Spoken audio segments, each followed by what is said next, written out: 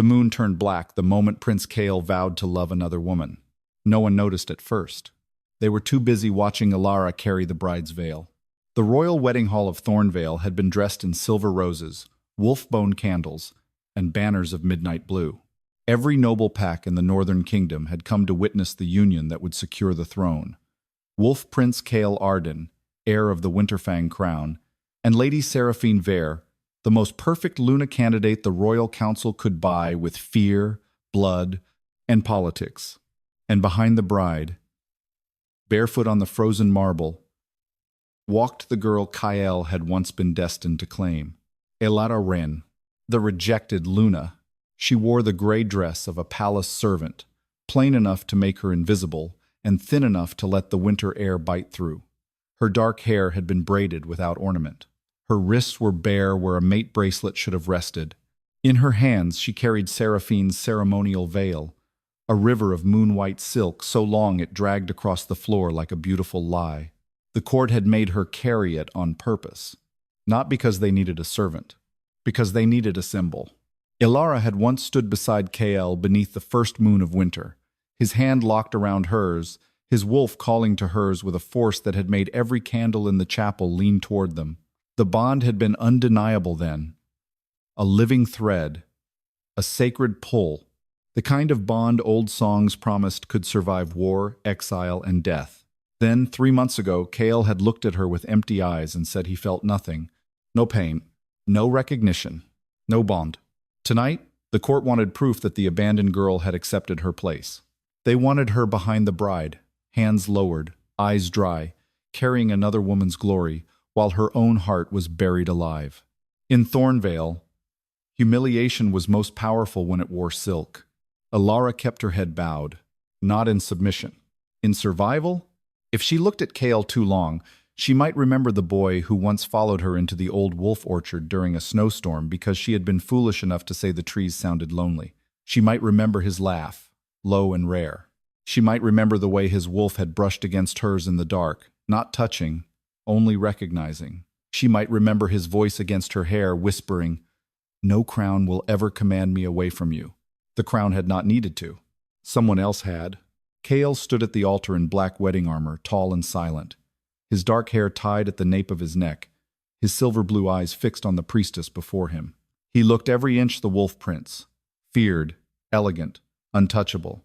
But there was a hollowness beneath his beauty now, a cold absence Elara could feel even from across the hall. His wolf was not quiet. It was trapped. Elara should not have known that. She should not have felt anything from him after the rejection. A broken mate bond was supposed to leave silence behind. But every night since he abandoned her, she had woken with claw marks burning inside her chest. Not her wolf's pain. His. Lady Seraphine reached the altar and turned slightly, giving the court a perfect view of her face. She was golden-haired, pale and graceful, with a crown of moon pearls woven through her bridal braids. The nobles adored her because she looked like safety, old blood, clean lineage, a Luna who would not question the council, a woman polished enough to sit beside power without threatening it. As Elara bent to arrange the veil at Seraphine's feet, the bride leaned close enough that only she could hear. "Do not tremble," Seraphine whispered. "It makes them remember you loved him." Ilara's fingers tightened in the silk. Seraphine smiled for the court. "And we both know he does not remember loving you." The words should have broken something. Instead, they made Elara still. That was the small dignity she had left. Stillness. Not forgiveness. Not peace. Only the refusal to give the court the collapse it had dressed up to witness. The old moon priestess lifted a silver bowl between Kael and Seraphine. "Before the wedding moon, before the throne, before the wolves of Thornveil, speak the vow that binds blood to crown and crown to future." The hall fell silent. Kael took Seraphine's hand.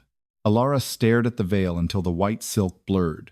If he spoke the final vow, the court would no longer call Elara rejected. They would call her erased. The old bond would be sealed over, buried beneath a political marriage, and any claim her wolf still made would be declared madness. Kael's voice came low, controlled, and empty.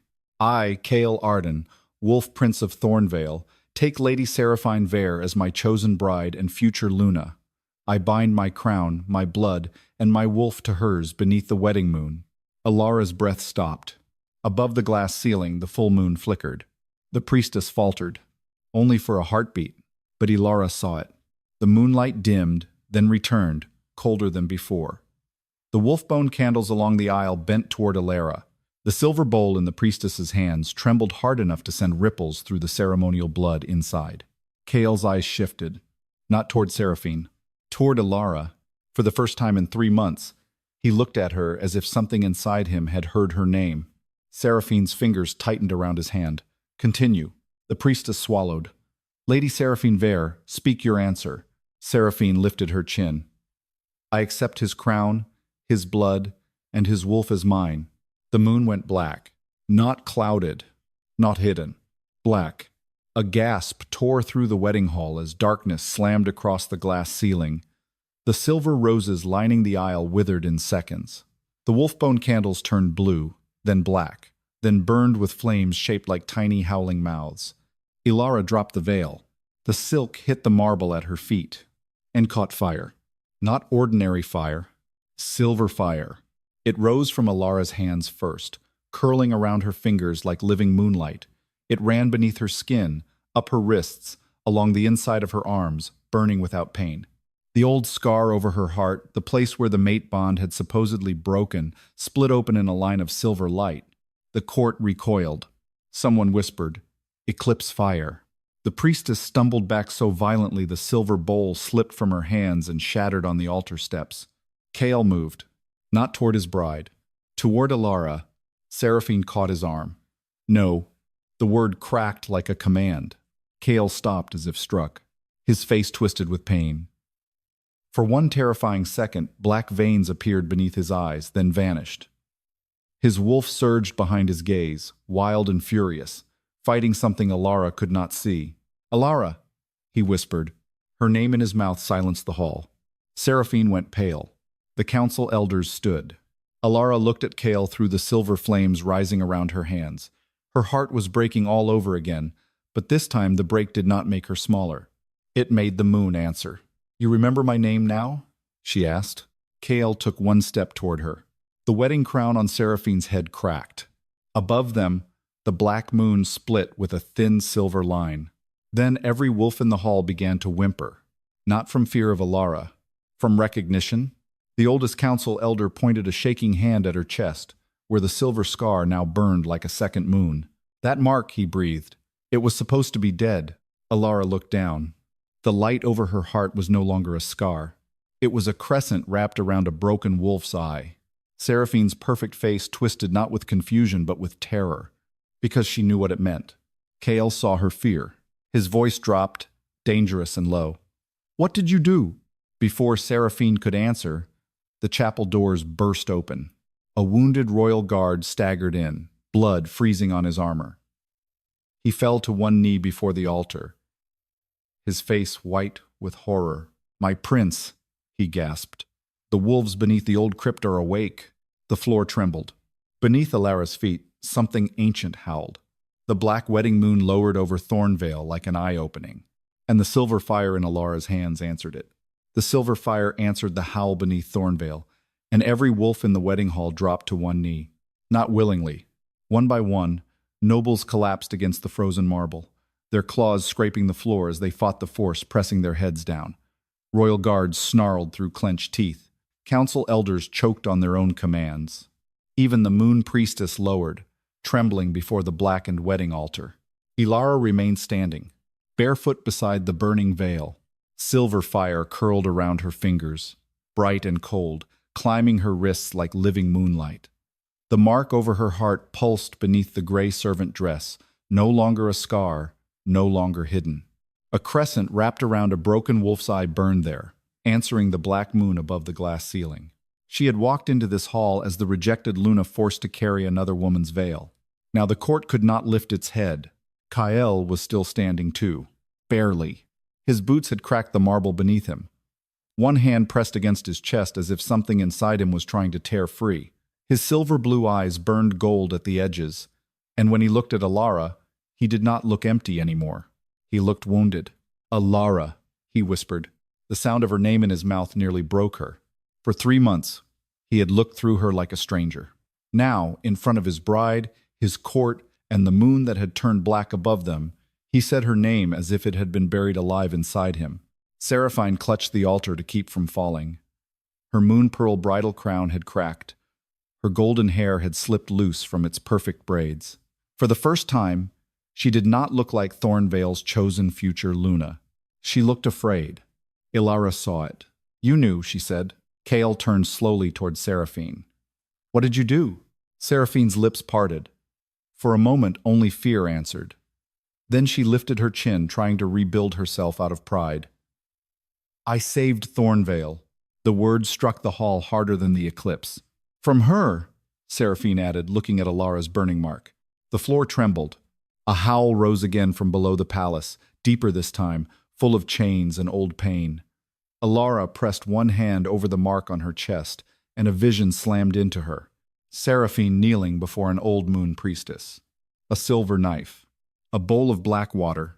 Kael asleep on a stone altar, fevered and pale, his wolf shadow chained behind him by threads of eclipse fire. Seraphine's voice, shaking but determined. "Take the bond from his mind. If he remembers her, my family dies." The vision vanished. Elara stumbled back. Kael reached for her. She flinched. He stopped as if she had struck him. Good, she thought, though it hurt. Let him feel one small piece of what forgetting had done. The moon priestess at the altar lifted both trembling hands. "The ceremony must be completed." Elara turned on her. "Completed?" The priestess swallowed. "If the wedding remains unfinished beneath the black moon, the eclipse bond will keep opening. The crypt wolves will rise." "Let them," Elara said. A shock moved through the kneeling court. The priestess's face went pale. "Child, you do not understand what sleeps beneath this hall." "I understand enough." Elara's voice shook but did not break. "My bond was stolen. He was made to forget me. And I was forced to carry her veil so all of you could watch me disappear politely." Kael closed his eyes. When he opened them, gold had almost swallowed the blue. Seraphine reached for him. "Kael, please. You do not know what she is." Kael pulled his arm away. It was a small movement. It destroyed her. Seraphine's face cracked, then hardened. "You think this is love returning?" "No. That mark is eclipse fire. Her bloodline does not heal kingdoms. It opens graves." Elara's hands flared brighter. Kael stepped between them. Not fully. Not enough to erase what he had done, but enough for everyone to see. "Do not speak to her as if she chose this," he said. Elara laughed once, bitter and low. "Now you protect me?" The words landed exactly where she wanted them. Kael looked at her, and pain crossed his face without defense. "No," he said. "Now, I am beginning to understand that I did not." Before Elara could answer, the wounded guard at the chapel doors screamed. His body arched backward. Black veins raced up his throat. Beneath his skin, something moved like a wolf made of shadow. When he opened his mouth, dozens of voices came out. False vows wake buried teeth. The marble aisle split from the altar to Elara's feet. The burning veil slid into the crack and vanished. From below came claws on stone. A silver paw emerged from the darkness. Then a wolf pulled itself into the hall. It was not flesh. It was moonlight, smoke, and old grief. Chains hung from its neck, its hollow silver eyes fixed on Elara. Then another rose. And another. The court began to sob. Elara knew what they were before anyone named them. Not monsters. Stolebunts. Mate bonds buried beneath royal weddings, political treaties, and council law. The crypt beneath Thornveil was not a graveyard for bodies. It was a prison for every love the throne had found inconvenient. The first spectral wolf limped toward Elara and lowered its head at her feet. Kael moved to protect her. Elara raised one hand. He stopped. That obedience hurt more than defiance would have. She knelt and touched the chain around the wolf's neck. The moment her fingers brushed the metal, another woman's pain tore through her. Another wedding, another bride, another girl forced to watch her mate choose power while her bond was buried alive beneath the altar. Elara gasped. "How many?" The priestess wept. Too many. Kael turned toward the council elders. His voice no longer prince, no longer groom. Only wolf. You knew. One elder tried to rise and failed. We protected the bloodline. You murdered memory. Seraphine seized the broken silver bowl from the altar and cut her own palm. Blood spilled across the wedding stone. The black moon pulsed. If I am the villain, then hear the truth, she said, voice breaking. My father made the bargain. The council promised my family would live if I took her place. They said Elara's bond would destroy him. They said the eclipse mark would wake the crypt. Elara stood slowly. And you believed them? Seraphine's eyes filled with tears. I wanted to. Honest, not innocent. The silver fire surged up Elara's arms. The black moon split with a thin silver line, and a beam of light struck the floor at her feet. The mark over her heart opened like an eye. The priestess whispered, horrified, Eclipse Luna. Kael's shadow shifted behind him into the shape of a massive black wolf straining toward Elara. Elara looked down at the glowing mark. What does that mean? The priestess answered, voice barely alive. It means your bond was not broken because it was weak. It was hidden because it could judge every false vow ever made under the moon. The spectral wolves began to howl, not at Kael, not at Seraphine. At the wedding altar, the stone cracked. Something far larger than the bond wolves moved beneath it. Kael stepped beside Elara, close enough for warmth, not close enough to claim. Tell me what to do, he said. The question nearly broke her. 3 months ago he had forgotten her. Tonight he was asking. Elara looked at the ruined bride, the kneeling court, the chained spectral wolves, and the altar built over stolen love. Then she said, Open it. The priestess staggered. Child, Elara's voice turned cold. Open the altar. The chains around the spectral wolves shattered one by one, and beneath the wedding hall something ancient opened its eyes. The altar opened like a wound. Black marble split beneath the wedding vows, and a breath of frozen darkness rose from below. It carried the scent of old blood, dead roses, and wolf fur buried too long beneath stone. The spectral bond wolves backed away from the crack, their silver chains already broken, their hollow eyes fixed on Elara, as if she had become the only light left in the hall. The court remained on its knees. Not because Elara commanded them, because the black moon would not let them stand. Kael stood beside her, close enough that she could feel the heat of him through the cold, but far enough that he did not touch. That distance hurt in a way she hated. 3 months ago, she would have given anything for him to stand this close. Tonight, every inch between them felt like a confession. He wanted to reach for her. He knew he had no right. From the altar's open heart came a sound that was not a growl, not a voice, but 1,000 stolen memories breathing at once. Then a hand rose from the darkness. Not flesh, moonlight. A woman pulled herself from the broken altar, her body made of silver fire and shadowed lace. A bridal veil covered her face. Around her wrists hung chains formed from old vows, each link engraved with names that pulsed and faded like dying stars. The moon priestess fell flat against the marble. The first abandoned. The hall went deathly still. Elara's silver fire trembled. Kael's voice lowered. What is that? The priestess did not lift her head. The first Luna, whose bond was buried for a crown. The spirit turned toward them. Though the veil hid her face, Elara felt the grief inside her. It was vast. Not wild. Not mad. Patient. The kind of grief that had waited centuries beneath weddings, listening to love being sacrificed and called duty. The spirit raised one chained hand. Every bride in the hall screamed. Their wedding jewels cracked. Their mate bracelets snapped open. Hidden scars burned over hearts and wrists and throats. Noble women who had smiled through political unions collapsed, clutching marks they had buried beneath silk for years. Seraphine stared in horror. No, she whispered. No, I was not the only one. Elara looked at her sharply. Seraphine's face crumpled for one raw second. They told me it had only been done once before. To save a kingdom. The first abandoned laughed. The sound made the black moon bleed silver light. Once, her voice whispered through the hall, every court calls murder salvation. The spectral bond wolves howled. Kael moved in front of Elara by instinct. She stepped around him. His jaw tightened, but he let her. That mattered. Not enough to heal, enough to notice. The first abandoned tilted her veiled head toward Elara. Eclipse Luna, last judge of false vows. Why do you stand beside the prince who forgot you? Elara's throat tightened. Every wolf, every noble, every kneeling witness waited for her answer. She could have said because she still loved him. She could have said because the bond dragged her toward him even after it was stolen. She could have said because some foolish part of her remembered the boy beneath the prince. Instead, she said, I do not stand beside him for his sake.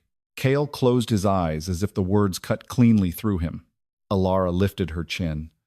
I stand here because what they did to me was not only mine, and I will not let them bury another girl beneath another wedding. The first abandoned went still. Then slowly, the spirit bowed. Not to Kael, to Elara. The court gasped. The black moon split wider above them, and silver light poured down through the glass ceiling. It struck Elara's chest, burning the eclipse mark brighter until the entire hall saw it clearly. A crescent moon wrapped around a broken wolf's eye, crowned with black fire. The old council elder nearest the altar whispered, She can judge the wedding. Seraphine turned on him. You knew that too? The elder tried to crawl backward. We knew the bloodline existed. We did not know she carried it. Kael's eyes burned gold. You erased my bond. The elder shook his head. We saved your crown. My crown? Kael's voice was deadly quiet. Or your control over it? No one answered. Then Seraphine stepped forward. Her bridal gown dragged through the silver flames. Her hand still bled from the cut she had made across her palm. She looked less like a villain now and more like a woman watching the palace she had trusted reveal the bones beneath its floor. My father was condemned for treason, she said, voice shaking. The council offered one bargain. If I took Elara's place, my house would live. If I refused, every Ver child would hang from the winter gates. Elara stared at her. The hatred did not vanish. It changed shape. You let them murder me softly so your family could breathe. Seraphine's eyes filled. Yes, the honesty was ugly. It deserved no forgiveness. But it was truth, and truth had been rare in Thornveil. The first abandoned lifted both chained hands. The broken altar flared. 3 images rose in the air. Seraphine kneeling before the priestess. The council sealing Kael's memories. Elara alone in the servant hall that night, clutching her chest as the bond was torn from the other side. Kael staggered when he saw it. He watched himself wake on the altar, eyes empty, while Elara screamed miles away with no one to hear her. His face broke. Not dramatically, not beautifully, like a man finally remembering the exact shape of the knife he had handed someone else. Elara, he whispered. She did not look at him. If she did, she might weaken. The first abandoned spoke again. A stolen bond may be restored only before witnesses, but restoration demands price. The moon priestess began to weep. No, do not ask this. Elara's skin went cold. What price? The spirit pointed toward Kael. The prince must remember everything. Kael took one step forward. Done. The spirit's veiled face turned toward him. Not only the love, not only the loss. Every moment she suffered. Because you forgot. Every humiliation. Every silence. Every time she looked at you, and you saw a stranger. Her pain will become your memory. The hall stilled. Kael did not hesitate. Give it to me. Elara turned then. No. His eyes found hers. She hated the softness in them. Hated the devotion beginning there. Hated that it came after the damage instead of before. You do not get to turn my pain into your redemption, she said. Kael nodded once, accepting the wound. Then not redemption. His voice roughened. Witness. The same word struck through her like fate. The first abandoned raised her hands. Silver chains burst from the altar and wrapped around Kael's chest, wrists, and throat. He dropped to one knee, but his eyes never left Elara. Then the memories entered him. Kael screamed, not like a prince, like a wolf being torn open. Elara felt each memory strike him, her waiting outside his chamber after he forgot her, his cold eyes passing over her, Seraphine's veil placed in her hands, the court's whispers, the wedding aisle. The moment his vow broke what remained of her heart, he tried to stay silent. Failed. The sound cracked something inside her. She stepped toward him before she could stop herself. Seraphine grabbed her arm. If you touch him, the bond will return. Elara looked at her hand on her sleeve. Seraphine released her immediately. Kael lifted his head, tears and fury bright in his golden eyes. Let me remember. The final chain tightened around his heart. The black moon above the palace trembled. The first abandoned spoke one last command. Then choose before the court what your stolen self could not. Kael rose slowly, shaking under the weight of Elara's pain. The council elder shouted, If he restores the bond, the wedding pact is void. Kael looked at him, then at Seraphine, then at Elara. I will not claim what I abandoned, he said, and I will not ask her to forgive what I was made to forget but still failed to question. Elara's breath caught. Kael turned to the entire kneeling court. The wedding is void. A thunderclap shook Thornveil. Seraphine's bridal crown split in two and fell to the floor. The black moon opened like an eye, and beneath it, every stolen bond in the crypt began to rise. Every stolen bond beneath Thornveil began to rise. The marble floor split wider, and silver wolves climbed from the darkness one by one, their bodies made of moonfire, smoke, and grief. Chains dragged behind them, broken now, scraping against the wedding stone like old vows being pulled from graves. The court did not scream anymore. Terror had gone too deep for noise. Elara stood at the center of it all, silver fire burning beneath her skin, the black moon open above her like an eye. Kael remained on one knee before the altar, shaking from the memories forced back into him. His face was pale, his breath came hard, but his eyes never left Elara. He remembered now, not only the bond, the wound, the night he walked past her without knowing why her face made his wolf claw against his ribs, the morning she was moved from the Luna chambers to the servant wing, the whispers he had ignored because his mind had been trained to dismiss her pain as court noise, the moment she carried Seraphine's veil down the aisle while his own wolf bled silently inside him. Memory had not made him whole. It had made him guilty. Good, Elara thought, then hated herself for the small, bitter satisfaction of it. The first abandoned hovered above the cracked altar, her veiled face turned toward the rising bond wolves. The crypt opens. Every stolen vow will seek judgment. The old moon priestess pushed herself up on trembling arms. If they reach the court, they will tear through every false marriage in Thornveil. Elara looked at the kneeling nobles. Many had gone pale. Tupala. That was when she understood. This was not one crime. This was a kingdom built on buried bonds. Kael rose slowly. The silver chains that had wrapped around him dissolved into ash, but the pain stayed in his posture. How many did the council bury? No elder answered. Seraphine looked toward the council line, horror and shame warring across her face. How many? The eldest counselor lowered his eyes. Elara's voice turned cold. Answer her. The silver wolves growled. The counselor flinched. Enough to keep the crown stable. Kael moved so fast the court gasped.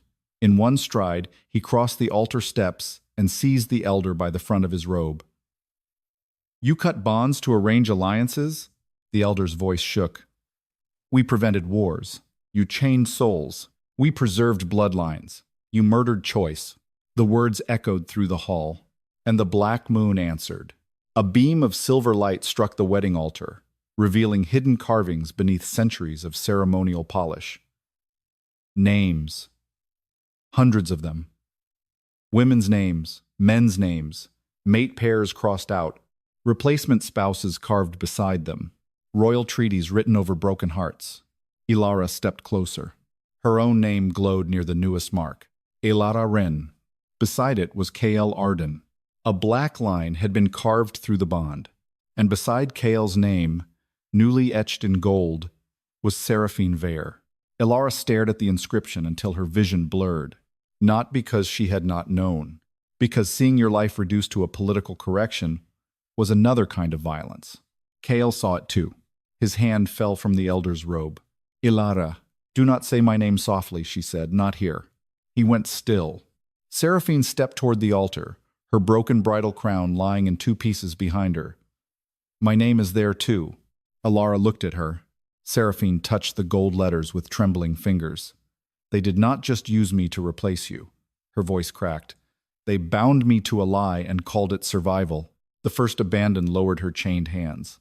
False vows feed the thing beneath the moon, the priestess whispered. The eclipse wolf. The hall shuddered at the name. Beneath the altar, something massive moved. Not a bond wolf. Something older. The silver wolves backed away, whining softly. Kael turned toward the dark crack. What is the eclipse wolf? The priestess's face collapsed. The first mate bond ever broken by force. It became hunger. Every stolen vow fed it. Every political marriage sealed over a true bond strengthened it. We thought keeping the crypt closed would contain it. Elara's laugh was quiet and devastated. You fed a monster and called the locked door peace. A deep growl rolled up from the altar. The wedding candles went out. Then the eclipse wolf opened one enormous silver-black eye beneath the floor. Every wolf in the hall screamed. Even Kael staggered. Elara did not. The creature's gaze fixed on her heart. Eclipse Luna, it whispered without sound. Judge the false vow. The mark over her heart burned so fiercely she nearly fell. Kael caught himself before reaching for her. She saw the restraint, saw the effort, saw the choice. What does it want from you? He asked. The first abandoned answered, a verdict. The court erupted. No, she cannot judge royal vows. She is rejected. She is no priestess. She is the reason it woke. Elara turned slowly, and the silver fire around her hands brightened. The voices died. She was tired of being accused every time buried truth began to breathe. The priestess crawled toward her, tears streaking her face. If you judge the vow, child, you must decide whether the wedding bond lives or dies. If it dies, every alliance built upon it dies too. Seraphine whispered, my house will fall. Kael said nothing. Elara looked at him. That silence mattered more than any plea. He did not ask her to spare his crown. He did not ask her to protect his treaty. He did not ask her to choose him. He only stood there, bleeding from memory, waiting for the woman he had forgotten to decide what law had no right to decide for her. Elara stepped before the altar. The eclipse wolf's eye widened below. The bond wolves circled the hall. She lifted one burning hand and placed it over the carved names. Elara Wren and Kael Ardyn, she said, and the hall trembled. A bond stolen. The black line between their names cracked. Kael Ardyn and Seraphine Ver, she said.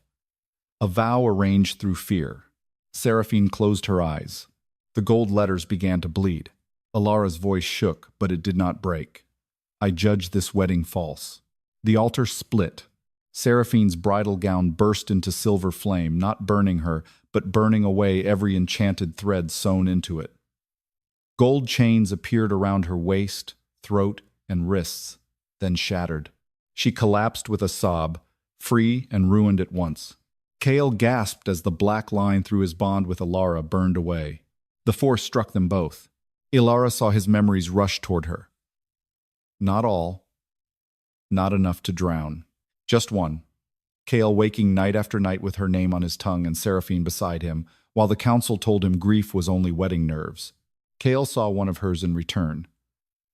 Elara sitting alone in the servant chapel, pressing both hands over her chest so no one would hear her cry as his forgotten wolf howled through the bond. He staggered. She almost did. The bond between them ignited. Not healed, not whole, alive. The eclipse wolf snarled beneath the altar, furious that judgment had freed rather than fed. The floor cracked open wider. A massive claw rose from the darkness. The first abandoned's veil lifted in a wind of black moonlight. You judged the vow. Now the hunger will judge the kingdom. Kael stepped beside Elara, this time not in front of her. Beside, his voice was low. Tell me how to fight it. Elara looked at the enormous claw tearing through the altar, at the court that had forced her humiliation, at Seraphine sobbing beside a crown that had never truly been hers. Then she raised her silver fire. We do not fight it, she said. We free what it has been feeding on. Beneath the hall, hundreds of chained bond wolves began to howl her name. The bond wolves howled Elara's name from beneath the wedding hall, and the sound made every false vow in Thornveil tremble. The eclipse wolf forced one massive claw through the broken altar. Silver-black fire spilled around it, crawling across the marble like living shadow. Wherever the fire touched, old wedding symbols burned through the floor. Names cut apart, names replaced, names buried beneath political seals. Elara saw them all. Too many. Kael stood beside her, one hand clenched at his side, fighting the instinct to shield her. She could feel the old habit in him, the prince, the warrior, the man who had been raised to stand in front of danger. But this time he did not step before her. He waited. That restraint unsettled her more than protection would have. Seraphine remained on the floor near the altar, her silver gown stripped of its enchantments, her broken crown beside her like a dead thing. She stared at the names burning across the marble. "My mother's name is there," she whispered. Elara turned. Seraphine crawled closer, trembling. "My mother's bond was cut too." The court went silent. The priestess lowered her head. Seraphine's face twisted with a grief that was no longer polished. "They told me she died mad because she rejected her proper match. They told me women in my bloodline had to be controlled before they destroyed themselves." The eldest counselor tried to speak. "Lady Vere." Seraphine looked at him with hatred bright enough to burn. "You used me because I was already trained to fear becoming her." The eclipse wolf's claw slammed down. The altar cracked wider. A second claw emerged. Elara felt the creature's hunger reach for her bond with Kael. It did not want flesh. It wanted the wound between them. It wanted every unsaid accusation, every stolen memory, every night she had loved a man who no longer knew her. Pain was food to it. The first abandon drifted beside Elara, silver veil moving in the black wind. It grows stronger when bonds are left unspoken. Alara's throat tightened. Then how do we free them? Truth before witness. Kael's face changed. He understood before she did. The bondwolves did not need battle. They needed the truth of what had been done to them, spoken aloud before the court that had benefited from their silence. Elara looked at the kneeling nobles, the council elders, the priestess, the bride who was no bride, and the prince whose stolen memory had returned too late to be innocent. "Then we begin with ours," she said. Kael turned to her. For once he looked afraid, not of magic, not of death, but of deserving the words she might say. "Good." She faced the court. "My name is Elara Wren," she said, and the black moon pulsed overhead. "I was promised by the moon to Kael Ardyn before this court decided my bond was inconvenient. I was not defeated by another woman's beauty. I was not abandoned because I was weak. My mate's memory was stolen, and I was forced to carry the veil at his wedding so all of you could watch my erasure and call it peace." The first bondwolf's chain dissolved into silver dust. A woman in the court began sobbing. Another name on the floor lit and vanished. Kael stepped forward, voice rough. "My name is Kael Ardyn. I let a crown, a council, and a stolen emptiness speak louder than the wolf inside me. I looked at the woman fate gave me and believed the silence in my mind more than the pain in my chest." Elara closed her eyes. The words hurt. Not because they were wrong, because they were finally right. Kael continued, each sentence cutting him open. "I did not know they stole my bond, but I should have questioned why forgetting her felt like dying. I should have questioned why every vow to Seraphine tasted like ash. I should have questioned why my wolf clawed toward a servant girl my mind claimed I did not love." The second chain shattered. The eclipse wolf roared beneath the altar. Its head began to rise. The court recoiled as one enormous silver-black eye appeared above the broken stone, fixed on Kael and Elara. "False love feeds me," it whispered. Elara lifted her burning hands. "Then starve." She turned to Seraphine. "Speak." Seraphine froze. "No, you wanted my place," Elara said. "Now stand in your own truth." Seraphine's lips trembled. She looked at Kael once, then at the broken crown at her feet. "My name is Seraphine Vere," she said, voice thin but clear. "I agreed to take another woman's mate because I was afraid. I told myself fear made betrayal necessary. I told myself survival was innocence. It was not." The court shook. Golden letters around Seraphine's name burned away from the altar. Her mother's name appeared beneath them. Seraphine began to cry. "I was used," she whispered. "But I also chose." The third chain shattered. Then the hall changed. All around them, nobles began to see their own names glowing in the floor. Some tried to cover them with their hands. Some wept before speaking. Some remained silent, and the eclipse wolf reached for them first, feeding on the lies they refused to release. Elara understood then. The creature could not be killed by force because it had been made from centuries of cowardice. One by one, voices rose. A noble woman admitted her bond had been sealed so her brother could keep an alliance. A gray-haired alpha confessed he had let his true mate be exiled to secure a border treaty. A priestess whispered that she had performed 3 bond burials and prayed every night the moon would forgive her. With every truth, another spectral wolf broke free. With every freed wolf, the eclipse wolf weakened. But the eldest counselor suddenly lunged for Seraphine's broken bridal crown. Kael moved, but the counselor was already bleeding into the silver metal. "If the old bonds rise," the elder screamed, "the kingdom falls." The crown answered his blood. Black fire shot from it into the eclipse wolf's mouth. The creature surged upward. The altar exploded. Marble flew. Nobles screamed. Kael seized Elara and turned his body just enough to shield her from the blast, but he did not hold her when it passed. He released her immediately, as if proving even fear would not become a chain. The eclipse wolf rose above the ruined altar, enormous, silver-black, crowned in broken vows. Its jaws opened, and every freed bond wolf was pulled toward it. Elara felt the hunger seize her chest.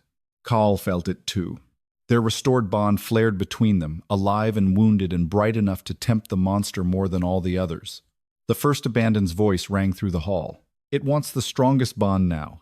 The eclipse wolf lowered its head toward Elara. Kael's wolf shadow rose behind him, massive and dark, no longer trapped. "Elara," he said, voice low, "if it needs a bond, take mine out of reach." She stared at him. "What?" "Break it again." The words struck her like a blade. Kael's face was pale but steady. "If the bond endangers you, break it. This time I choose the pain." Elara's silver fire trembled. The court held its breath. The eclipse wolf lunged, and Elara stepped toward it, not away. Elara stepped toward the eclipse wolf, and every living soul in the wedding hall thought she had chosen death. Kael moved after her. "Do not," she said. He stopped. The single act of obedience cut through the chaos more sharply than any vow. The prince who had once forgotten her, the man who had nearly married another woman while her heart broke behind him, now stood with his wolf raging beneath his skin and did not cross the boundary she set. The eclipse wolf lowered its enormous head.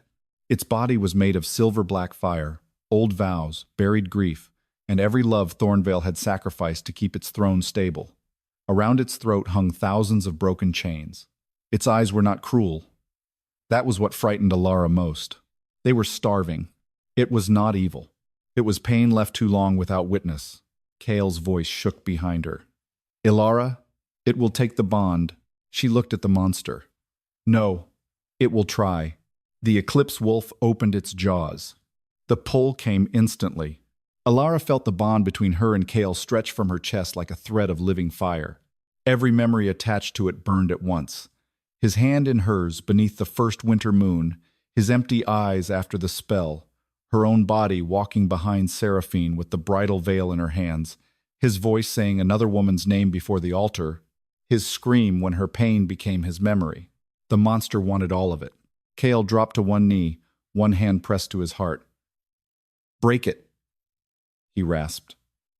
"Do not let it feed on you." Elara's throat tightened. 3 months ago he had forgotten her. Tonight, he was offering to be abandoned by choice. That did not erase what happened, but it changed the shape of the wound. She raised both hands, silver fire blooming from her palms. "I will not break myself again, to save a kingdom that keeps calling suffering peace." The eclipse wolf struck. Silver-black flame swallowed her. The court screamed. Kael roared her name. But inside the fire, Elara did not burn. She fell into the monster's hunger and found herself standing in a vast black field beneath a dead moon. Around her were thousands of brides, grooms, lovers, wolves, servants, heirs, and nameless girls in torn ceremonial silk. All of them stood with chains around their hearts. All of them looked at her. At the center of the field stood the first abandoned. Her veil was lifted now. Her face was not monstrous. It was young, tired, and unbearably sad. "You cannot kill what grief created," the spirit said. Elara's hands shook. "Then what do I do?" "You choose what no one chose for us." The dead moon above cracked. Through the fracture, Elara saw Kael in the real hall, fighting to reach her. She saw Seraphine on the floor, sobbing over her mother's revealed name. She saw nobles confessing truths they had spent lifetimes burying. She saw the council elder still trying to drag the broken bridal crown toward the monster, desperate to feed the old lie one last time. Then she saw herself, not as servant, not as rejected Luna, not as the abandoned girl forced to carry another woman's veil, as the one person in the hall who could turn pain into judgment without turning judgment into revenge. Elara looked at the chained souls. "I cannot return what was stolen," she said. The field went silent. "But I can stop letting stolen love feed the thing that stole it." She pressed both burning hands to her chest. The eclipse mark opened like a second heart. Silver fire burst outward, not as a command, but as a choice offered to every chained bond in the dark. "Rise if you want to be remembered." The field exploded with howls. Chains shattered. In the wedding hall, the eclipse wolf reared back as thousands of silver bond wolves tore free from its body. They did not attack it. They passed through it, carrying away the grief that had made it monstrous. The creature shrank. Its fire dimmed. Its enormous eyes fixed on Elara, no longer hungry, only lost. Kael reached her as the black flames collapsed. He caught her before she fell, but his hands stopped at her arms, careful, waiting for permission even in panic. Elara. She leaned against him because her legs failed, not because her heart had forgiven him. He seemed to understand the difference. The eclipse wolf lowered its head before her. The first abandoned appeared beside it, one hand resting on the creature's brow. "The hunger is ended, but the vows remain broken." Elara lifted her eyes toward the court. The moon above the glass ceiling was no longer fully black. A silver wound split it from edge to edge. The priestess whispered, "The eclipse Luna has judged the crypt." Then the council elder lunged. He did not run for Elara. He ran for Kael. A black dagger flashed in his hand, carved with old vow runes. "If the prince dies before the bond is sealed, Thornveil belongs to the council." Kael turned too late. Elara moved first. The dagger struck her side instead of his heart. For one frozen second, no one breathed. Then Elara looked down at the blade buried beneath her ribs, and silver fire poured from the wound. Kael's face emptied of all color. The council elder smiled in triumph. But the smile died when Elara gripped his wrist. The silver fire climbed from her blood into his veins. Every stolen vow he had ever sealed screamed out of him at once. Names filled the hall. Hundreds of names. The court heard them all. The elder fell backward, alive but broken, his body marked with every false bond he had helped bury. Kael caught Elara as she collapsed. This time she did not tell him to let go. His voice broke against her hair. "Stay with me." Seraphine crawled toward them, her face streaked with tears. "The wound is vow-ruined. It will keep bleeding until the bond is sealed." Elara's vision blurred. "No." Kael looked at Seraphine. "What does that mean?" The old priestess answered, voice shaking. "The dagger was meant to force a final choice. Either the prince seals the true bond and gives her his life, blood willingly, or she dies before moonset." Elara tried to pull away. Kael held her only enough to keep her from falling. "Do not fight me." Her eyes lifted to his. He swallowed hard. "Not as command," he whispered. "As prayer." The black moon trembled above them. The entire court waited. And for the first time since the wedding began, Elara realized the next vow spoken beneath that moon would decide whether she lived. The hall waited for Elara to bleed to death beneath the black wedding moon. Kael held her against him on the broken marble, his armor dark with her blood, his face stripped of every royal mask he had ever worn. Around them, the court remained frozen between terror and awe. The eclipse wolf had lowered its head. The first abandoned stood beside the ruined altar like a spirit carved from grief. Seraphine knelt close enough to help, and far enough to know she had not earned forgiveness. Elara tried to breathe. The dagger wound answered with fire. Not silver fire. Black. The old priestess had spoken the truth. The blade was vow-ruined. It had not been made to kill quickly. It had been made to force a bond into obedience. Every pulse of Elara's blood fed the wound. Every breath carried her closer to the moment the moon would demand an answer. Kael's hand shook against her back. "Tell me how," he said to the priestess. His voice was calm in the way storms were calm before they tore open the sky. The priestess lowered her head. "The true bond must be sealed beneath witness. Blood to blood. Vow to vow. But if she refuses you, The ritual cannot be forced. Kael looked down at Elara. There was no demand in his eyes. No prince, no groom, no future king calculating what her life meant for his crown. Only the man who had remembered every wound too late. Elara, he said, I will give the blood, but the choice is yours. She almost laughed. It came out as a broken breath. Now everyone cares about my choice. Pain flashed across his face. You are right. That was all. No excuse. No plea dressed as tenderness. No attempt to make his guilt more important than her wound. Elara hated how much that mattered. The black moon pulsed above them. The cut beneath her ribs widened. Silver light fought the black runes, but the dagger's curse kept drinking, dragging her toward darkness. Around the hall, the freed bondwolves began to whine. They had been released from their chains, but not yet from the hunger that created them. If Elara died before the vow was judged, every broken bond in Thornveil would collapse back into the crypt. The eclipse wolf would rise again. The court understood. That was the worst part. For the first time all night, they needed her alive. Seraphine crawled closer, her burned hands trembling. Elara. Kael's growl warned her back. Elara touched his arm weakly. Let her speak. Seraphine stopped, tears shining on her face. The dagger was never meant for you. It was meant for him. Kael van Stil. The priestess covered her mouth. Seraphine looked at the blade wound in Elara's side. If Kael died before the true bond was restored, the council would declare the Ardyn line corrupted by eclipse magic. My marriage would have given my house the regency. I thought they wanted the throne. Her voice cracked. I did not know they meant to feed the crypt. Elara closed her eyes. Another truth. Another betrayal. Another person claiming ignorance after helping sharpen the knife. Did you know the blade existed? Elara asked. Seraphine's silence answered. Kael's eyes turned gold. Seraphine bowed her head. Yes. The word nearly destroyed whatever pity remained. Elara opened her eyes and looked at her. Then do not ask me to forgive you because you failed to understand the full size of your cruelty. Seraphine wept silently. The eclipse wolf lifted its head. The first abandoned spoke. Her voice soft and merciless. The moon waits. Kael looked at Elara again. If you choose no, I will not touch the bond. You will let me die? His jaw tightened until blood darkened his lip where one fang cut skin. I will not make survival another cage. The answer reached something deep inside her. Elara remembered the first winter moon when their bond had awakened.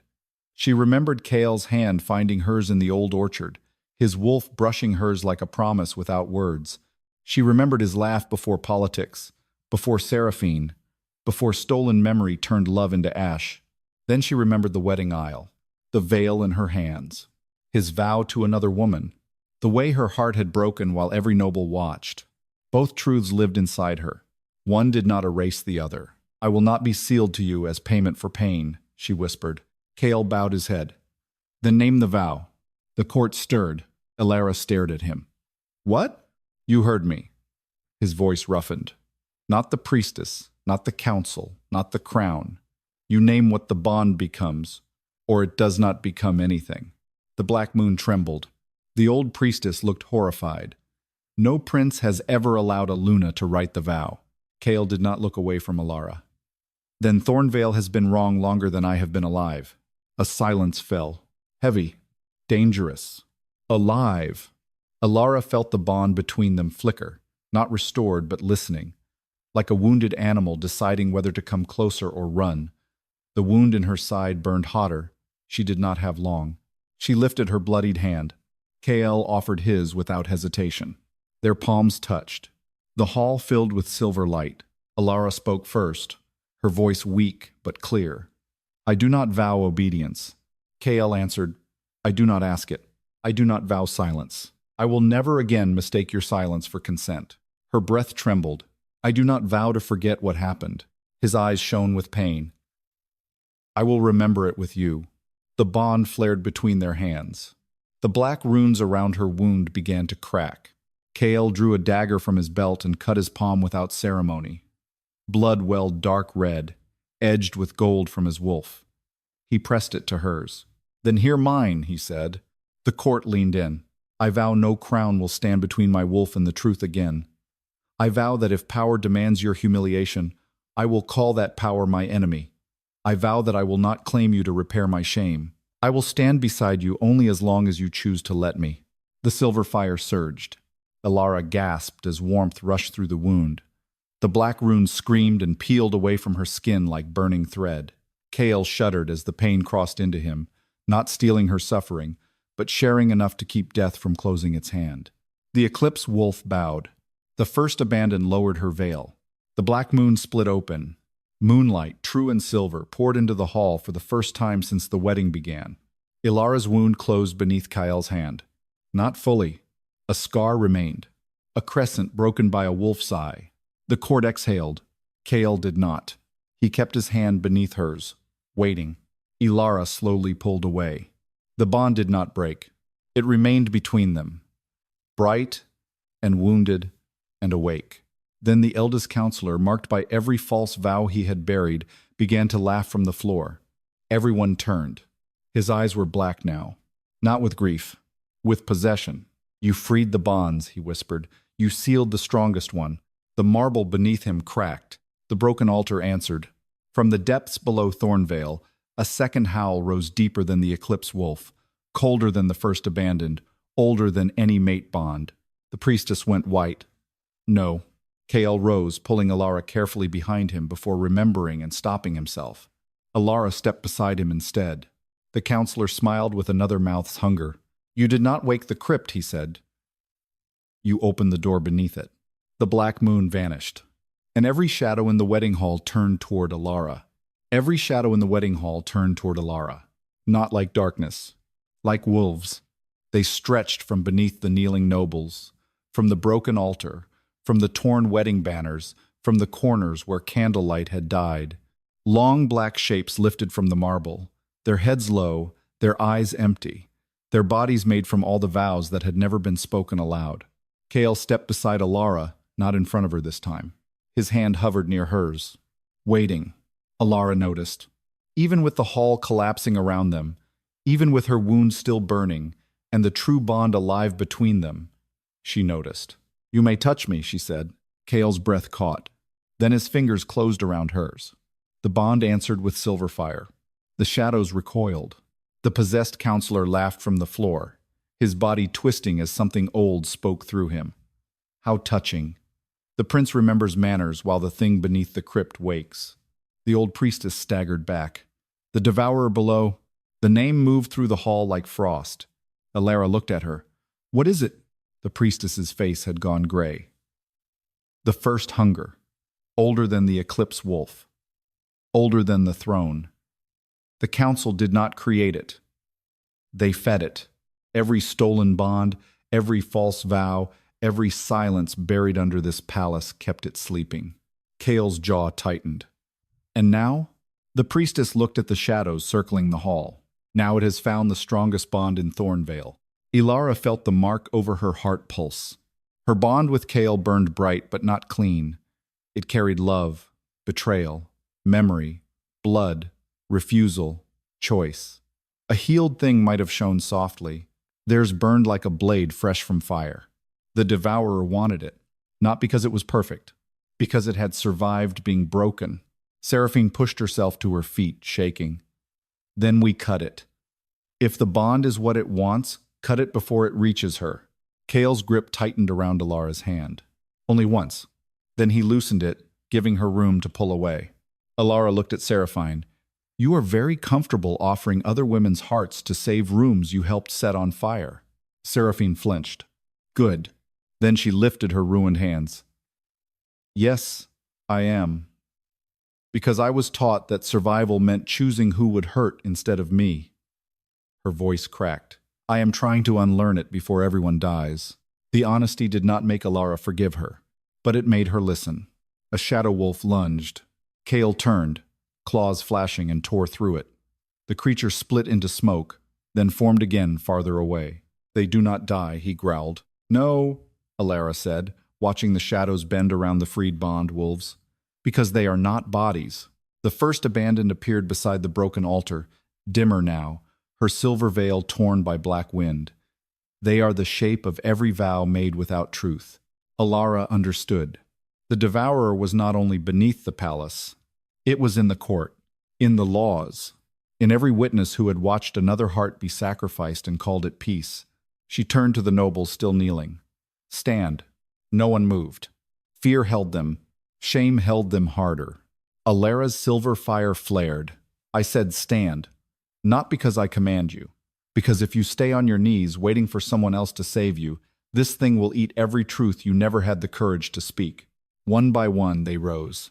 Unsteadily. The first was a gray-haired noblewoman with tears streaking through her powdered face. Then a young guard. Then a priestess. Then an old alpha whose hands shook as he looked at the spectral wolf beside him. Kael looked at Elara with something like awe. She did not need it, but she felt it. The possessed counselor snarled. Pretty speeches do not starve the dark. No, Elara said. Witness does. She raised her joined hand with Kael's. The bond between them blazed, and every freed bondwolf lifted its head. If your vow was stolen, speak. If your bond was buried, speak. If you helped bury another's, speak. Before the shadows speak for you. At first, silence. Then Seraphine stepped forward. Her ruined wedding gown dragged behind her like the ghost of the life she had wanted. My mother loved a stable master, she said. The court stared. Seraphine's voice trembled, but she continued. Not my father. Not the man chosen for her. She was forced into a noble marriage because House Vere needed clean blood. When she tried to run, the council sealed her bond and called her grief madness. I spent my life terrified I would become her. A shadow behind Seraphine cracked. A spectral wolf with gold eyes stepped from it, lowered its head to her, and vanished into silver sparks. Seraphine sobbed. The devourer screamed beneath the floor. Then others spoke, not all at once. On be on. A guard confessed he had dragged a bonded girl from the West Tower 20 years ago and never asked why she screamed another man's name. A nobleman confessed he had let his true mate be exiled because her bloodline was too poor. A priestess confessed she had changed 3 wedding records and told herself ink was not blood. With every truth, the shadow wolves weakened. Elara's legs trembled. Kael felt it through the bond. You are fading. So is it. The possessed counselor rose, black smoke pouring from his mouth. Enough. The floor split beneath him. A vast black shape pushed upward, not fully formed, too large for the hall to contain. Its head was crowned with broken wedding rings, its eyes made of dead moons. Every shadow wolf rushed back into it, feeding its shape. The devourer below had stopped hiding behind witnesses. It had come to eat the bond itself. Kael pulled Elara close just as the creature struck. This time she did not resist. Together, they raised their joined hands. Silver fire and black wolf shadow collided with the devourer's jaws. The impact shattered every window in the hall. Kael dropped to one knee, but he did not release her. Elara felt the monster bite into the bond.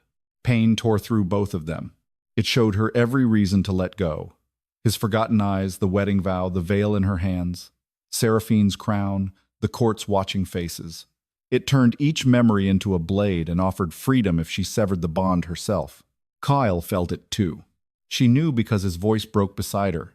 I will not ask you to hold on. Elara looked at him through the silver fire. There was the man she had loved, and the man who had failed her. Both true, both bleeding. The devourer pressed harder. Elara tightened her hand around his. I am not holding on because you ask, she said. I am holding on because it is mine to decide. The bond flared white. The devourer shrieked. Not because love defeated it, because choice did. Kael's wolf rose behind him, massive and black, no longer chained. Elara's eclipse fire rose around her like a silver crown. Together they drove the light into the monster's open mouth. The devourer cracked. From within its body came thousands of voices, not screaming now but breathing free. Then the first abandoned stepped into the creature's chest and lifted her veil fully. Her face was peaceful. Witnessed, she whispered. The devourer shattered into silver ash. The black moon above the hall dissolved. True moonlight flooded Thornveil. For the first time all night, no one was forced to kneel. Then the palace doors opened. Beyond them stood the outer packs of Thornveil, drawn by the bells, the black moon, and the howls beneath the earth.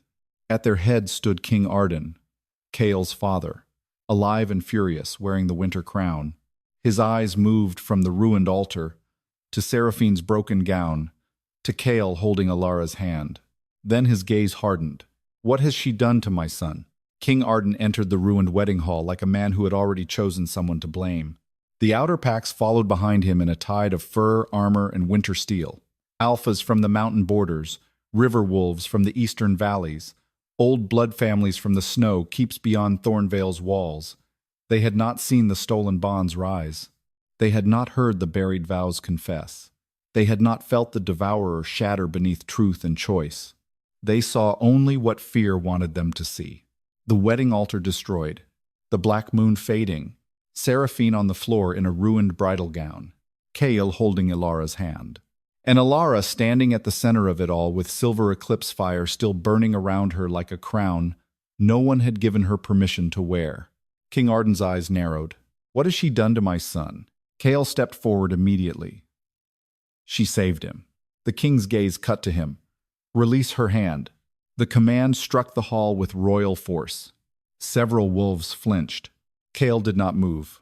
Elara felt the command ripple through his body, felt his wolf rise in answer, felt the old obedience of a son trained beneath a crown still trying to pull him into place.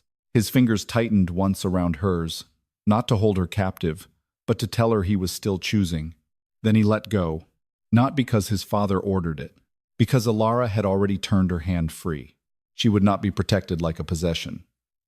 Not now. Not after every chain beneath Thornveil had broken because someone finally named them. King Ardyn looked at the space between their hands and smiled coldly. Good. Some wisdom remains. Kael's voice dropped. Do not mistake restraint for obedience. A murmur passed through the outer packs. The king looked at his son, as if seeing him clearly for the first time that night.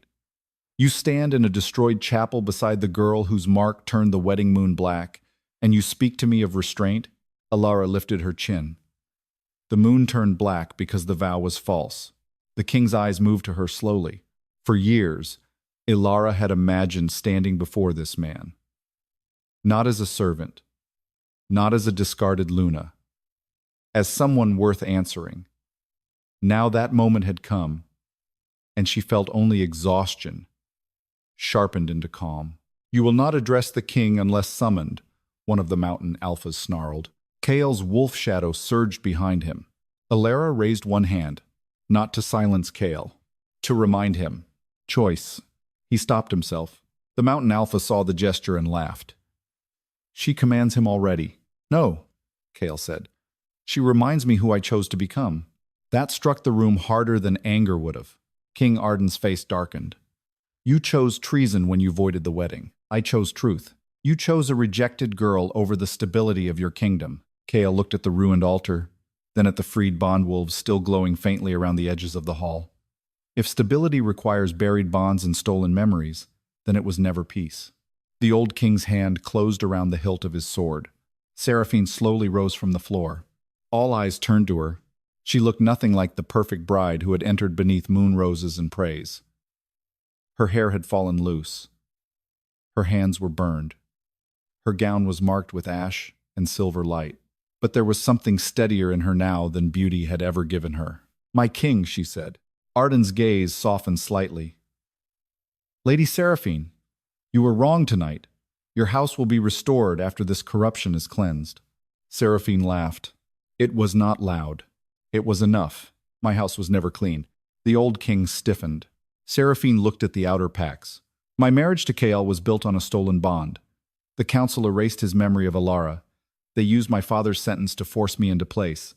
I accepted because I was afraid. Her voice broke, but she did not stop. I was not innocent, but neither was this court. Neither was the crown. The outer packs stirred in shock. The eldest surviving counselor, black-eyed no longer, but still marked by every false vow he had buried, dragged himself upright near the altar. She lies under eclipse influence. Elara turned toward him. The silver fire at her hands flickered. He flinched. Good. But she did not strike.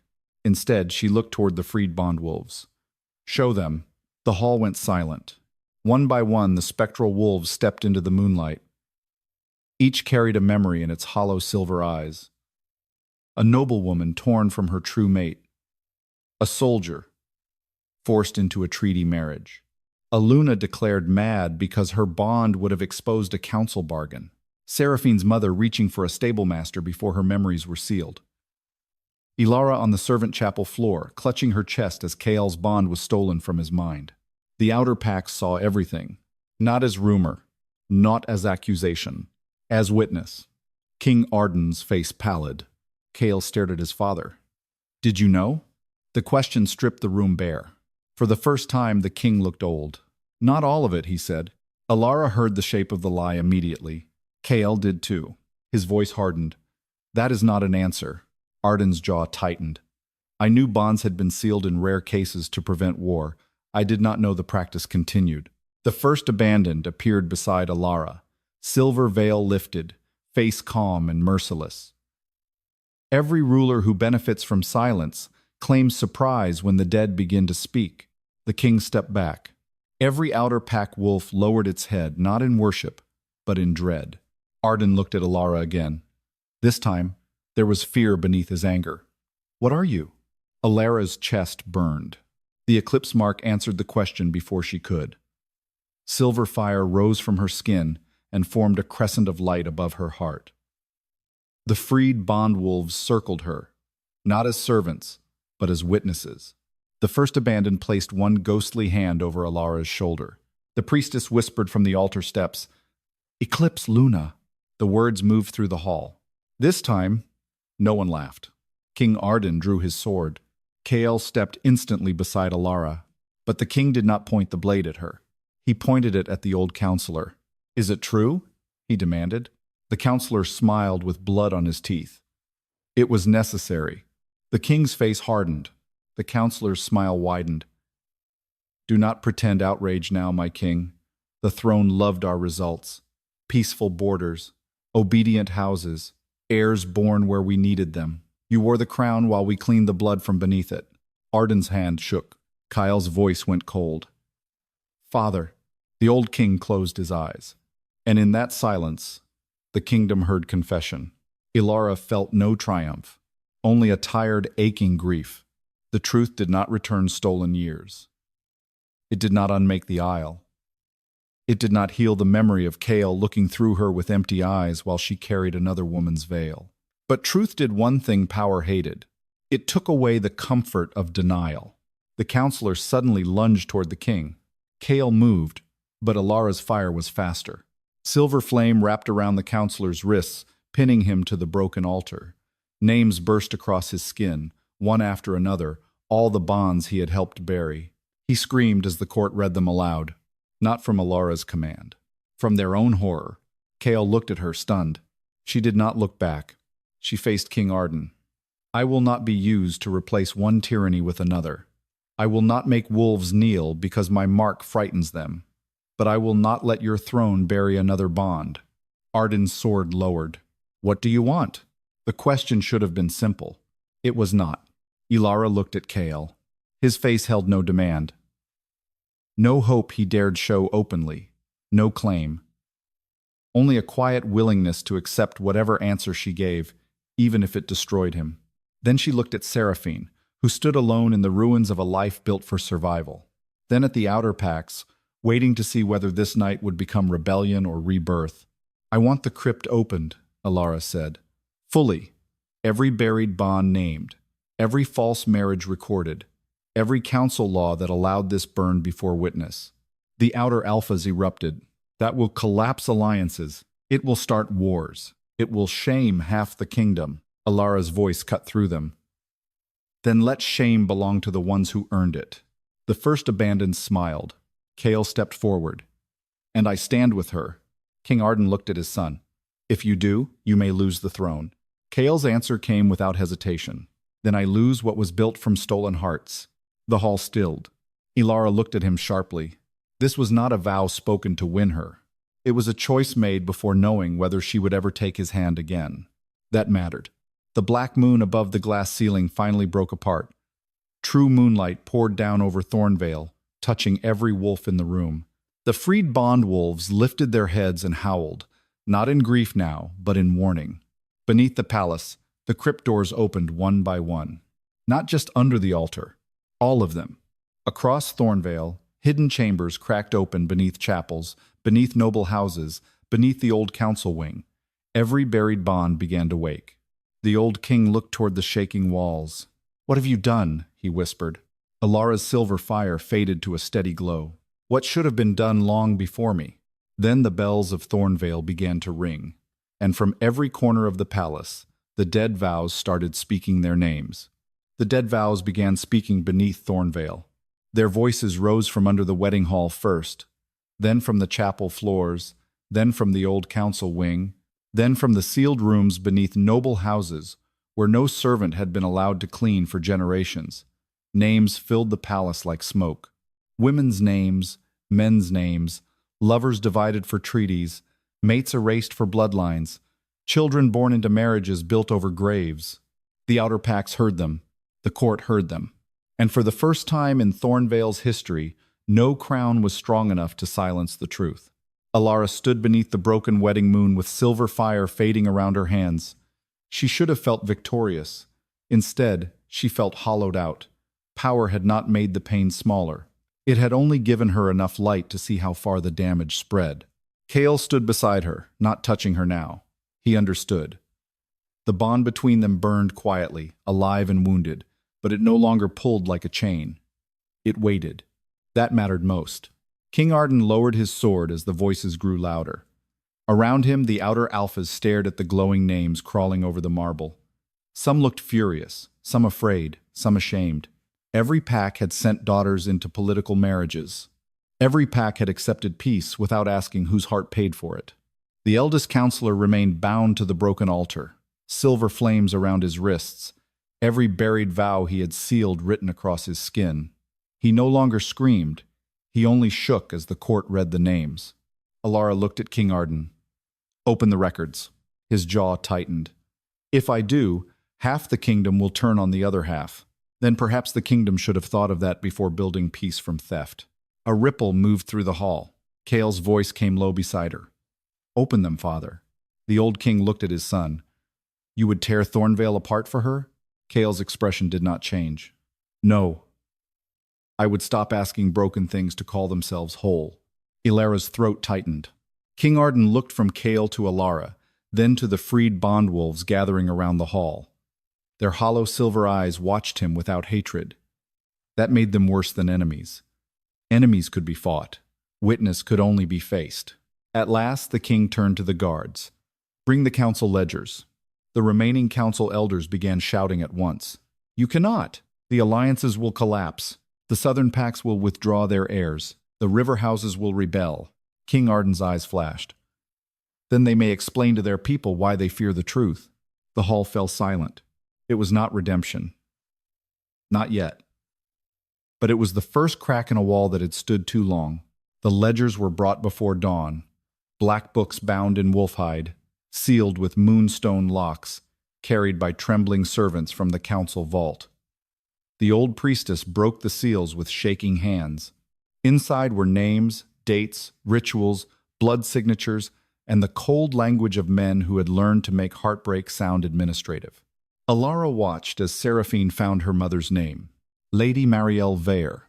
Beside it was another name, not Seraphine's father. A stable master named Rowan Hale. Bond severed for bloodline preservation. Seraphine pressed one burned hand to the page. Her face did not crumple this time. It steadied. Grief, when finally given truth, had something to stand on. "She loved him," Seraphine whispered. Elara stood beside her, silent. Seraphine looked up. "I helped them do to you what they did to her." "Yes." The answer was not cruel. It was simply true. Seraphine bowed her head. "I cannot ask forgiveness." "No," Elara said. "You cannot." Seraphine swallowed. "Then give me work." Elara studied her. There was no trust between them. Perhaps there never would be. But Thornveil did not need easy forgiveness. It needed people willing to repair what shame had made them serve. "Read every name," Elara said. "Out loud. Start with your mother." Seraphine's eyes filled. Then she turned to the court and began. "Marielle Vere." True mate, Rowan Hale. Bond severed under council authority. The spectral wolf beside Seraphine lowered its head and dissolved into moonlight. Another name glowed, then another. All through the dawn, the hall became a place of naming. Some nobles fled rather than listen. The doors opened for them, but the shadows followed. Not to harm them, to wait. Truth had patience. By sunset, every false vow would reach its house. By winter, every pack would know what had been buried. By the next full moon, Thornveil would either break or begin again. Elara did not know which. For once, she refused to make uncertainty an enemy. When the last immediate name in the wedding ledger was read, King Ardyn stepped before the hall. His crown looked heavier now, less glorious. He removed it slowly and held it in both hands. "I have ruled a kingdom built on laws I did not question because they benefited my throne," he said. "That failure is mine." The room stilled. "I will not pretend ignorance is innocence. From this day the Council of Bond Rights is dissolved. Every sealed vow will be brought before witness. Every forced union may be challenged. Every mate bond buried by law will be named." The outer alphas murmured, but no one dared interrupt. Then King Ardyn looked at Kael, "And the prince will answer for the wedding he nearly completed." Kael stepped forward. "I will." Elara looked at him. He did not look wounded by the judgment. He looked ready for it. "Good." King Ardyn's gaze shifted to Elara. "And you, Eclipse Luna, what do you ask of Thornveil?" The title moved through the hall. This time, it did not feel like a chain. Elara looked at the altar, where the first abandoned stood slowly, fading in the true moonlight. She looked at the bond wolves, at Seraphine reading her mother's name again in a whisper, at Kael standing with guilt in his spine and choice in his eyes. Then she said, "Do not ask me to become the symbol that makes your guilt easier to bear." The king lowered his head. "I will not be your miracle. I will not be your weapon. I will not be your proof that the kingdom has healed because I survived what it did to me." Kael's eyes shone. Elara continued, "I ask for witness. Records opened, bonds named, choices returned. And no woman, no man, no wolf in Thornveil ever again forced to stand behind another bride carrying the funeral silk of their own heart." The first abandoned smiled. Then, one by one, the remaining spectral wolves bowed their heads, not in submission, but in peace, and dissolved into silver sparks. The black moon was gone now. Only the true moon remained. Later, when the court had emptied, and the ruined wedding hall lay quiet beneath dawn, Elara stood alone before the altar. The veil she had carried was nothing but ash now. She touched it with her foot and watched it scatter. Kael approached slowly. He stopped several steps away. "Elara." She did not turn. "You may speak." A faint, painful smile touched his mouth. "Thank you." She looked at him then. He wore no prince's certainty now, no royal armor of denial, only a man carrying the memory of what he had done and what had been done through him. "I am sorry," he said. The words were too small. They always would be. Elara nodded. "I know. I loved you before they stole it." Her chest tightened. "I know that too." His voice roughened. "But I failed you after.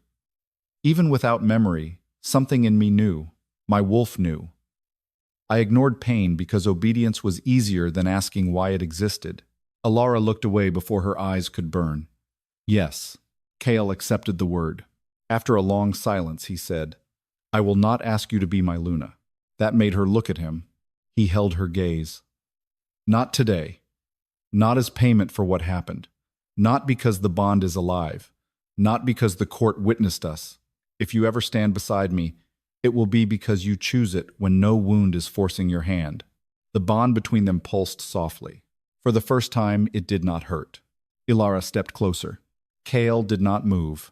She took his hand, not because everything was forgiven, not because trust had returned whole, because choice had been returned to her, and she wanted to know what her heart would become when no one was stealing from it. Kael's fingers closed around hers with reverence, not possession. Outside, the wolves of Thornveil began to howl. Not the forced howl of command, not the mourning cry of buried bonds. A living sound. Wild, broken, free. Elara stood beside the prince who had forgotten her and remembered too late, beneath a moon that had turned black for her pain and silver for her choice. She was not the girl behind the bride anymore. She was not the abandoned Luna. She was the eclipse Luna, the witness of false vows, the woman who made the wedding moon reveal what the kingdom had buried. And when Kael bowed his head over her hand, he did not vow to own her. He vowed to remember.